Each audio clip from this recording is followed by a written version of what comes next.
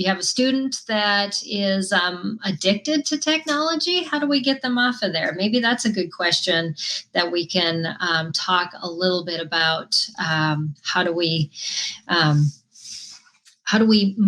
of transition to that addiction to the usefulness of technology? Definitely. So I do think it really all comes back to that question of self-awareness. And it can be hard if a child is really addicted and feels like, oh, I need this, or I can't get off of it. Because we know there's a physical side too, where it actually can feel addicting. They are having that surges of dopamine and things when they're feeling like, oh, this feels really good. So it makes sense that it's going to be hard for them to actually get off of it. You can't really just say, okay, well, let's stop. And, So I think to teach kids to think about, well, what isn't getting done? Let's actually look at the other things. So sometimes rather than focusing on, well, let's look at how many hours you're on technology and talk about that. It can be more effective to actually turn your attention towards all of the other things that need to happen and kind of focus a little bit gently on, well, let's move towards getting those things done or doing more of those things, and kind of not so much talking about the technology at first. And then checking in with a child, well, how are you feeling about it? What do you feel when you're staring at the screen for 10 hours? How does your body feel?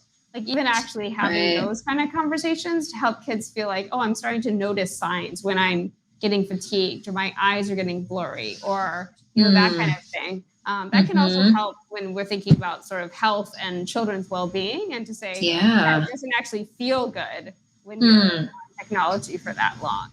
Those are two kind of ways to start with that, but it's definitely a process. So I wouldn't say it's a single fix, because it involves conversations.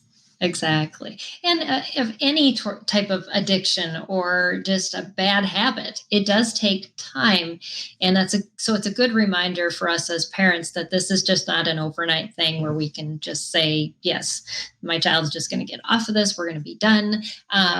Because yes, they need to learn the process of how to change and move towards better inputs and use of their time. And like you said, Rebecca, just being able to say, what aren't we doing?